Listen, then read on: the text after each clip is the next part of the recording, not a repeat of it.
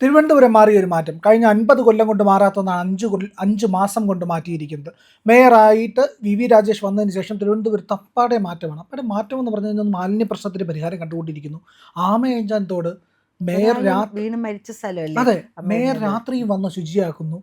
എൻ്റെ ഒരു സംശയം, പത്മചേച്ചി എറണാകുളത്ത് കൊച്ചി കോർപ്പറേഷനിൽ മേയറായിരുന്ന ആളാണ്.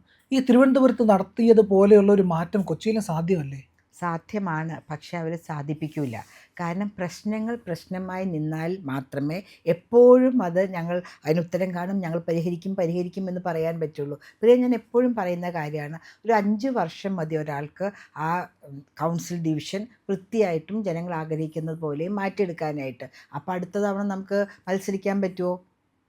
അപ്പോൾ അതിങ്ങനെ പ്രശ്നങ്ങളായിട്ടിരുന്നാൽ മാത്രമേ അവർക്ക് നീണ്ട് പോകാൻ പറ്റുള്ളൂ.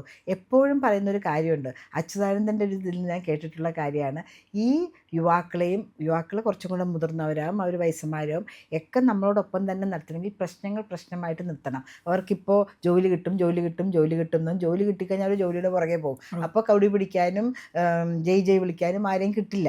അപ്പോൾ അതുപോലെയാണ് എറണാകുളത്ത് നടന്നിരുന്നതെന്ന് പറയാം. ലെഗസി വേസ്റ്റ് എന്നും പറഞ്ഞൊരു സാധനമുണ്ട്. അതായത് നമ്മുടെ ബ്രഹ്മപുരം കത്തിയപ്പോഴാണ് ഈ ലെഗസി വേസ്റ്റ് മുഴുവൻ പുറത്തുനിന്ന് എല്ലാ കൗൺസിൽ ഹാളിലും CPM ആണ് ഭരിച്ചിരുന്നത്.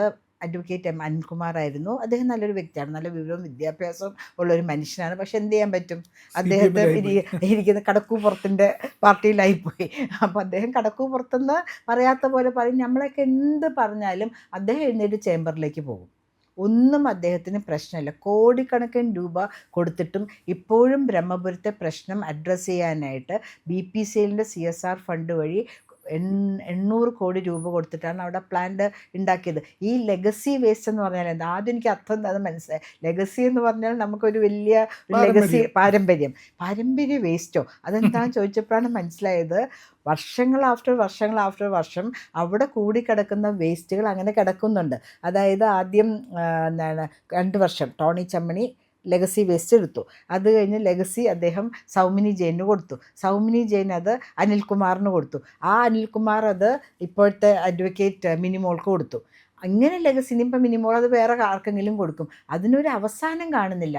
പ്രിയനറിയാമോ, നമ്മളുടെയൊക്കെ കൂടെ, അതായത് TP തേവര പേരണ്ടൂർ കനാൽ എന്ന് പറയും, എറണാകുളത്തിൻ്റെ മുഴുവൻ ഹൃദയഭാഗത്തിൽ കൂടെ പോകുന്ന ഒരു കനാലാണ് തേവര പേരണ്ടൂർ കനാൽ എന്നാണ് TP കനാൽ. നമ്മുടെ ആമയിഴഞ്ചാൻ തോടെന്ന് പറഞ്ഞ് തുടങ്ങിയോണ്ട് ഞാൻ ഇതിലേക്ക് വരികയാണ്.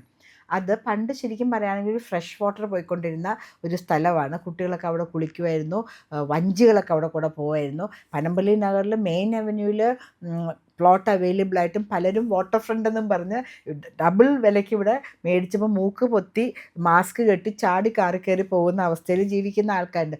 അതിപ്പോൾ കറുത്ത് അതിനൊരു ഡെഡ് ബോഡി വഴി ഈ ഇടയ്ക്കല്ല കുറച്ച് നാൾ മുമ്പ് കിട്ടിയിട്ടുണ്ടായിരുന്നു. മനോരമ ഒരു വലിയ ഫ്രണ്ട് പേജ് ന്യൂസ് തന്നെ ചെയ്തു, നഗരത്തിൻ്റെ രോഗവാഹിനി എന്ന് പറഞ്ഞിട്ട്. എന്നിട്ട് എന്ത് ചെയ്തു, എല്ലാ ഈ കോഴി വെട്ടുന്ന കടയോ അല്ലെങ്കിൽ മറ്റേ മാംസങ്ങൾ വെട്ടുന്ന കടയിലൊക്കെ വേസ്റ്റ് ഇതിലേക്കാണ് പോകുന്നത്.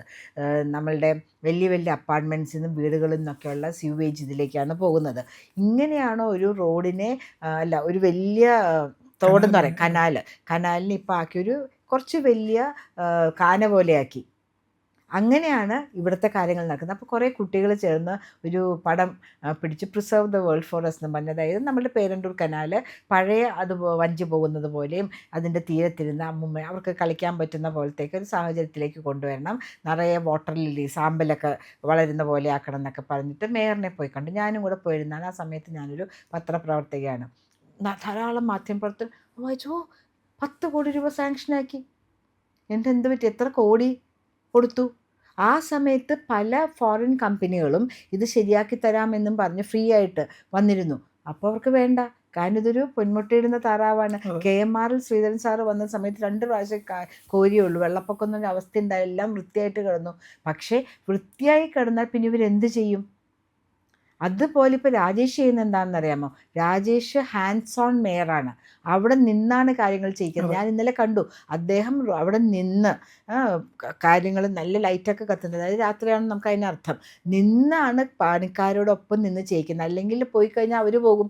ഞാനൊരു കൗൺസിലറായിരുന്ന സമയത്ത് ഞാൻ കൂടെ നിൽക്കുമായിരുന്നു. സിമെൻറ്റും ചരലും മിക്സ് ചെയ്യുന്ന റേഷ്യോ ഉറപ്പാണോ, അല്ലെങ്കിൽ പൊട്ടി പൊട്ടി വീഴും. നമ്മൾ കാനയൊക്കെ നോക്കുമ്പോൾ അതിൻ്റെ ഉള്ളിൽ പൊട്ടി പൊട്ടി ഇങ്ങനെ കിടക്കുന്നുണ്ട്.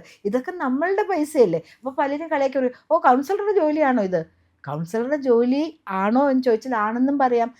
ഈ നമ്മളുടെ ഉദ്യോഗസ്ഥന്മാർ കൃത്യമായിട്ട് അവരുടെ ജോലി ചെയ്യുന്നില്ല എങ്കിൽ കൗൺസിലർ അതിൽ ഇടപെടണം. വോട്ട് ചെന്ന് ജയിപ്പിച്ചേക്കാൻ നിങ്ങളുടെ ശബ്ദമാവാനാണ്, പൊതുജനങ്ങളുടെ ശബ്ദമാവാൻ വേണ്ടിയാണ്. പൊതുജനങ്ങൾക്ക് എല്ലാവർക്കും ഇറങ്ങി നിന്ന് നോക്കാൻ പറ്റുമോ? അപ്പം നമുക്ക് വോട്ട് തരണമെങ്കിൽ തിരിച്ച് നമുക്ക് അങ്ങോട്ടേക്ക് ഒരു കടമയും കടപ്പാടും ഉണ്ട്. അത് നമ്മൾ ചെയ്യുന്നു. അത് തന്നെയാണ് രാജേഷ് ചെയ്യുന്നത്. രാജേഷിൻ്റെ കാര്യം പറയുകയാണെങ്കിൽ രാജേഷ് ആദ്യമേ തന്നെ പറഞ്ഞു, 100 കൗൺസിലർമാരുണ്ടെങ്കിൽ 100 പേരെ ഞാൻ ഒരുപോലെ ചേർത്ത് കൊണ്ടുപോകും. ഇവിടെയൊക്കെ കാണുന്നത് എന്താണെന്നറിയാമോ? ഒരു എന്താണ് ഇത് മുന്നണി ഭരിക്കുകയാണെങ്കിൽ ബാക്കി മുന്നണിയിലെ എല്ലാവരും പ്രതിപക്ഷമാണ്. അവർക്ക് ഇല്ല, ഫണ്ടില്ല, കാര്യങ്ങളില്ല. നമ്മളെന്ത് ചോദിച്ചാൽ നോക്കട്ടെ നോക്കട്ടെ എന്ന് പറയുന്നുണ്ട്. കഴിഞ്ഞ തവണ അധികാരത്തിലിരുന്ന LDFിലെ ആൾക്കാരുകൾ ഇപ്പോൾ ആ ദുരവസ്ഥ അനുഭവിച്ചുകൊണ്ടിരിക്കുകയാണ്. അവരൊരു ഇപ്പം ഞങ്ങളല്ല ഭരിക്കുന്നത്, ഞങ്ങൾ ചോദിച്ചാൽ കാര്യങ്ങളൊന്നും കിട്ടുന്നില്ല. അവർ ഭരിച്ചപ്പോൾ അങ്ങനെ തന്നെയായിരുന്നില്ലേ? പ്രതിപക്ഷത്തായിരുന്നു ഞങ്ങളൊക്കെ ഇരിക്കുന്നത്, ഞങ്ങളുടെയൊക്കെ കാര്യം അങ്ങനെ തന്നെയായിരുന്നില്ലേ? പക്ഷേ രാജേഷ് പറഞ്ഞിട്ടുണ്ട്, 100 പേരെയും ഞാൻ ഒരേപോലെ കാണും, ഫണ്ട് അലോക്കേഷൻ ഒരേപോലെ ആയിരിക്കും, ഫയലുകൾ മൂവ് ചെയ്യുന്നത് ഒരേപോലെ ആയിരിക്കും. മാത്രമല്ല ഒരു കൗൺസിലർ അതിപ്പോൾ LDFിൻ്റെയോ UDFിൻ്റെ ആയിക്കോട്ടെ, അവരുടെ സ്ഥലത്താണ് സംഭവിക്കുന്നതെങ്കിൽ രാജേഷ് പറയുന്നുണ്ട്, നിങ്ങളതിലൊന്ന് ഇടപെടൂ. അല്ല, അവരിടപെടാണ്ട് മാറിയെന്ന് അടുത്തവണ നമുക്ക് പിടിച്ചെടുക്കാമെന്നല്ല അദ്ദേഹം വിചാരിക്കുന്നത്. അങ്ങനെയാണ് ഇവരൊക്കെ ആലോചിക്കുന്നത്. പക്ഷേ രാജേഷിനെ സംബന്ധിച്ചിടത്തോളം എല്ലാ കൗൺസിലർമാരും ഒരുമിച്ച് നിന്നാൽ മാത്രമേ തിരുവനന്തപുരം എന്ന് പറയുന്ന അഭിമാനം നമുക്ക് കൊള്ളാൻ പറ്റുന്ന ഒരു സിറ്റി മുന്നോട്ട് പോവുകയുള്ളൂ. രാജേഷ് തന്നെ പറഞ്ഞിട്ടുണ്ട്, അല്ലെങ്കിൽ നമുക്കറിയാവുന്ന കാര്യമാണ്, കഴിഞ്ഞ തവണ അവിടെ നമ്മുടെ ആര്യക്കുഞ്ഞ് കുഞ്ഞുമാമ കുഞ്ഞനിയത്തി കുഞ്ഞനിയത്തിയാണ് നമ്മുടെ മെറിട്ടും പൊട്ടും തിരിയാത്ത പാവാടക്കാരി അല്ലേ, മേയറൂട്ടി. ആ കറക്റ്റ്, മേയറൂട്ടി അടുപ്പിച്ചില്ല. ഈ തവണത്തെ ലോക്കൽ ബോഡി ഇലക്ഷൻ മോള് വീട്ടിൽ വാവയെ നോക്കിക്കൊണ്ടിരുന്നു. നിയമസഭാ ഇലക്ഷനിൽ അടുപ്പിച്ചില്ല. കാരണം അടുപ്പിച്ച ഉള്ള വോട്ടും കൂടെ പോകും. അപ്പോൾ മേയറൂട്ടി ചെയ്തിരുന്നത് നമ്മളുടെ, അതായത് BJPയുടെ കൗൺസിലർമാരായിക്കോട്ടെ ബാക്കി UDFിൻ്റെ കൗൺസിലർമാരായിക്കോട്ടെ, അവരെ ഒരിക്കലും കോൺഫിഡൻസിൽ എടുത്തിരുന്നില്ല.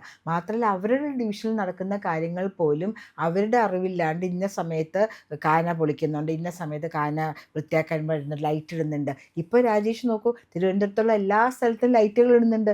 നമ്മുടെ ക്യാപിറ്റൽ സിറ്റിയാണ്, നമ്മുടെ പ്രൈഡാണ്. അപ്പോൾ അവിടെ ആര് ഭരിച്ചു എന്നുള്ളതല്ല, നമ്മളുടെ മുഖമായിട്ട് രാഷ്ട്രീയ അന്താരാഷ്ട്ര വേദികളിൽ വരുന്ന സ്ഥലം തിരുവനന്തപുരമാണ്. അതാണ് മനോഹരമായിട്ടിരിക്കേണ്ട സ്ഥലം. കേരളീയനായ ഓരോരുത്തർക്കും അഭിമാനം കൊള്ളണതായിരിക്കണം തിരുവനന്തപുരം സിറ്റിയുടെ കോർപ്പറേഷൻ്റെ വർക്കിംഗ് അല്ലേ? അല്ലെങ്കിൽ ഏറ്റവും മോശം സ്ഥലത്താണ് നമ്മൾ താമസിക്കുന്നത്, നമ്മളുടെ ഇതാണ് പോകുന്നത് പുറത്ത്. ഇപ്പം നമ്മൾ ഇന്ത്യയിൽ തന്നെ പല സ്ഥലത്തും പോകുമ്പോൾ അവരൊക്കെ വളരെ ഇതിലാണ്, എക്സൈറ്റഡ് ആണ്. ഓ തിരുവനന്തപുരം ഇത്തവണ BJP ഭരിച്ചില്ല. ഞാൻ അത് കഴിഞ്ഞ ഉടനെ പോയത് ഗുജറാത്ത് സ്റ്റേറ്റിൽ പല സ്ഥലത്തും പോയി, വഡോദര, അഹമ്മദാബാദ്, അലഹബാദ്, പല സ്ഥലങ്ങളിലും, അലഹബാദ് അവിടെയല്ല, അഹമ്മദാബാദ് എല്ലാ സ്ഥലത്തും പോയിട്ടുണ്ടായിരുന്നു. അപ്പോൾ അവരൊക്കെ പറയുന്നത് ഞങ്ങളുടെ ഗുജറാത്ത് എന്ന് പറഞ്ഞ് നിങ്ങൾ കാണുന്ന പോലെ ആയിരുന്നില്ല, പക്ഷേ ഒരു കോൺസെൻട്രേറ്റ് ചെയ്ത പ്രവർത്തനത്തെ കൊണ്ടാണ് ഇതുപോലെ മനോഹരമായ റോഡുകളും അല്ലെങ്കിൽ നദികളും എല്ലാം നമ്മൾ റീക്ലെയിം ചെയ്യുകയാണ് ചെയ്തത്. ഇപ്പോൾ കാണുന്നതായിരുന്നില്ല നമ്മളുടെ സ്റ്റേറ്റിൽ നിന്ന്. അതുപോലെ മനസ്സിരുത്തി ജനപ്രതിനിധികൾ വർക്ക് ചെയ്യുകയാണെങ്കിൽ അവർക്കും അവർ താമസിക്കുന്ന സ്ഥലം സുന്ദരമാക്കാൻ പറ്റും, ജനങ്ങളുടെ ജീവിതം സുന്ദരമാക്കാൻ പറ്റും.